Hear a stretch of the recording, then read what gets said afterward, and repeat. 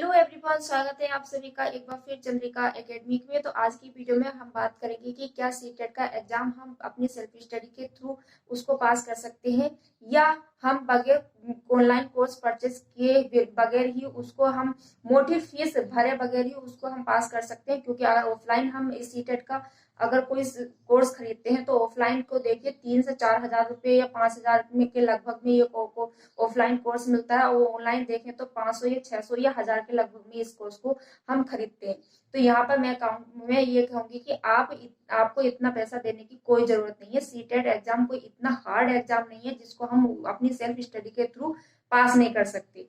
ठीक है, सीटेट एक बहुत ही सरल, हमारे अंडरस्टैंडिंग बेस्ड, हमारे समझ के आधार पर दिया जाने वाला एग्जाम है। और साथ ही साथ एक ये सिर्फ एग्जाम जॉब को पाने के लिए एग्जाम नहीं है, ये सिर्फ हमें इसको परीक्षा को पास करने के बाद दूसरी जो टीचिंग भर्ती निकलती है उसमें बैठने के लिए, मतलब एक एलिजिबल क्राइटेरिया है जिसको हम पास करके हम आने वाली भर्तियों के लिए क्या हो जाते हैं, योग्य बन जाते हैं। ये है, तो आप लगभग लगभग अगर 100 या 100 या 120 के आसपास भी मार्क्स ले आए तो बहुत है, या 90 मार्क्स तो इसमें कम से कम मांगे जाते हैं, तो वो भी ले आओगे तो बहुत है। ठीक, अपने माइंड में प्रेशर देने की कोई जरूरत नहीं है।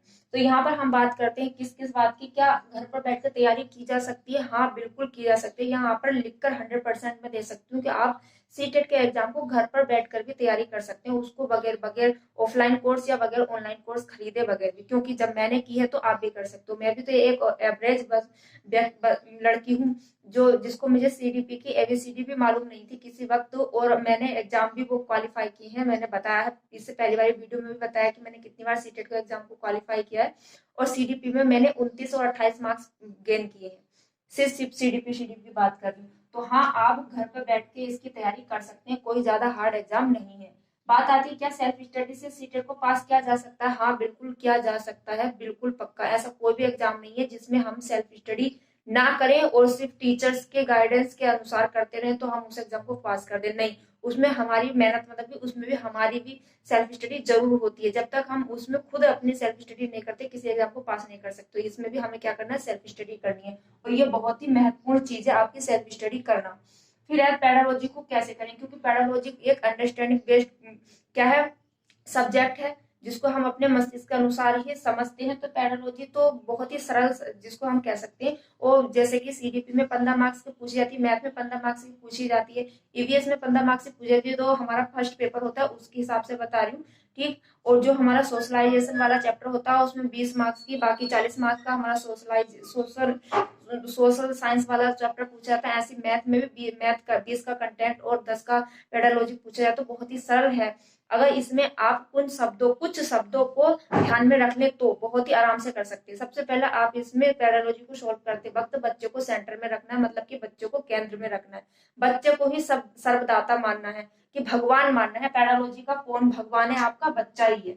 बच्चे के अनुसार ही सब कुछ करना है आपको। अब वो कौन कौन से शब्द है, जिन शब्दों को देखकर हम पैरालॉजी को बहुत ही आसानी से और सरल तरीके से सॉल्व कर सकते हैं, उसको मैं नेक्स्ट वीडियो में आप सभी को बताऊंगी। कमेंट बॉक्स में कमेंट करके जरूर बताइए कि अगर आपको उन शब्दों की पहचान करना मैं बता दूं तो आप पैडालॉजी को बहुत अच्छे से आराम से हैंडल कर लोगे। ठीक है, तो क्या अभी यहाँ बच्चे की ये समस्या होती है कि मैम हमें कंटेंट तो बहुत याद है, हमें समझ भी आता है, लेकिन जब हम क्वेश्चन करने बैठते हैं तो हमें समझ नहीं आता है। तो आप इसको क्या करना है, आपको क्या करना है, सबसे पहले प्रीवियस ईयर क्वेश्चन को उठा लेना है। प्रीवियस ईयर क्वेश्चन, ये मत सोचना कि हमारे जब से ऑनलाइन एग्जाम हुआ है तो क्या सिलेबस चेंज हो जाएगा और क्वेश्चन चेंज हुए। हाँ, थोड़ा बहुत फर्क हुआ है, मतलब डीपली क्वेश्चन पूछने लगे, लेकिन आपके लिए प्रीवियस 2011 से लेकर 2022 तक जितने भी पेपर हुए सबके सब आपके लिए महत्वपूर्ण है। सिर्फ प्रीवियस ईयर सिर्फ इस सेंटर के नहीं, जो भी आपके टेट के मिले या अदर स्टेट के मिले और राजस्थान के मिले और साथ साथ में सेंटर के भी मिले, उनको सबको मिक्स करके आप सभी को उनका क्या करना है, निचोड़ निकाल लेना। हर टॉपिक से हर क्वेश्चन, बहुत बहुत सारे क्वेश्चन मिल जाएंगे आप सभी को। यही आपके लिए रामबाण सिद्ध होगी, क्या, प्रीवियस क्वेश्चन। उससे पहले हमें क्या करना, उससे पहले करना हमें सिलेबस। अगर आप सीडीपी की तैयारी करें तो आप मान लीजिए सीडीपी में आपको क्या करना, उसका सिलेबस देखना, उसको जब भी आप पढ़ने बैठो तो उसको पहले एक नजर उस पर रफली नजर डाल लेनी है आपको, सीडीपी का या मैथ का या ईवीएस या कोई सा भी सब्जेक्ट जिसको आप पढ़ने बैठो तो उसको उसके सिलेबस को क्या करना, सबसे पहले हमें देख लेना है। रोज देखोगे डेली तो आपको खुद ही याद हो जाएगा कौन से में कितना हमने कर लिया और कितना हमारा रह चुका है। और कुछ तो अगर मेरा मानना है कि जिसको सिलेबस याद हो गया ना, समझ लो उसने आधी से ज्यादा जंग तो जीत ही ली। उसका सिलेबस और फिर प्रीवियस ईयर पेपर 2011 से लेके 2022 जितने भी सबको जो आपके अवेलेबल हो, और नहीं तो आप हमारे चैनल से जुड़ सकते हैं। यहाँ पर मैं सारे के सारे प्रीवियस ईयर क्वेश्चन आपको कराऊंगी, से सारे के सारे प्रीवियस ईयर क्वेश्चन। ठीक है, बात आती है कंटेंट। और कंटेंट कहाँ से आएगा? कंटेंट आएगा एनसीईआरटी की बुक से। सारा का सारा आपको एनसीईआरटी की बुक से अलग और कहीं नहीं जाना है, सारा का सारा एनसीईआरटी से ही आना है।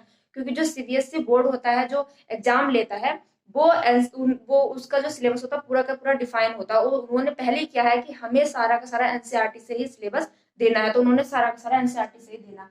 फिर प्रीवियस ईयर क्वेश्चन देखने के बाद कंटेंट आपका पक्का है, प्रीवियस ईयर क्वेश्चन देख लिए, तो अब क्या करना है आपको? मॉक टेस्ट ज्यादा से ज्यादा लगाने। मॉक टेस्ट ज्यादा से ज्यादा लगाने, वो भी ऑनलाइन, क्योंकि अब ऑनलाइन बेस्ड क्या हो गया है हमारा सीडीपी जो सॉरी सीटेट का पेपर हो चुका है, क्या ऑनलाइन बेस्ड सीबीटी मोड में हो चुका है। तो हमें ज्यादा से ज्यादा क्या करना है? मॉक टेस्ट लगाने। वो क्योंकि कुछ बच्चों को कंप्यूटर चलाना नहीं आता और कंप्यूटर पर किस तरीके से एग्जाम देते हैं वो भी नहीं आता है। तो आप जब ज्यादा से ज्यादा मॉक टेस्ट लगाओगे किस पर, या मोबाइल पर या कंप्यूटर बेस पर, तो आपको समझ भी आ जाएगा और वहां जाकर आपको टाइम की बचत भी हो जाएगी वहां पर। और हम एक क्वेश्चन को जब भी करें तो हम बहुत ही ध्यान से क्वेश्चनों को पढ़ें और समझते चले जाएं। क्योंकि कैसे कभी कभी क्या होता है ना कि बच्चा क्वेश्चन पढ़ता रहेगा और जल्दी से उसको एक भी चीज, जैसे कि सिद्धांत पढ़ा किसी चीज का, उसमें कोई चीज जिन प्याजे दिखे तो सीधे सीधे उसके माइंड में जो कंटेंट बेस पे पढ़ा हुआ ना, तो वो सीधे सीधे वो क्लिक कर देता है, उस पर आंसर कर देता है। लेकिन उसमें आंसर पूछता क्वेश्चन में पूछा कुछ और जाता है और हम आंसर कुछ और दे देते हैं। तो यहाँ पर भी हमें गलती नहीं करनी है। सबसे पहले क्वेश्चनों को बहुत अच्छे से समझना है। समझने के बाद वो कहना क्या चाह रहा है, पूछना क्या चाह रहा है, वो देखना है। तभी जाकर हम क्या करना है? आंसर को टिक करना है। तो ये सारी की सारी अगर हम स्ट्रेटेजी अपनाएं तो हम सीटेट को बहुत ही आसानी से क्वालिफाई कर सकते हैं। ठीक, तो आज की वीडियो में बस इतना ही। मिलते हैं नेक्स्ट वीडियो में, तब तक के लिए हंसते रहिएगा, मुस्कुराते रहिएगा। और चैनल पर नया है तो चैनल को सब्सक्राइब जरूर कीजिए, लाइक कीजिए और ज्यादा से ज्यादा शेयर करके सपोर्ट कीजिए। फीडबैक देना ना भूलें। जय हिंद, वंदे मातरम।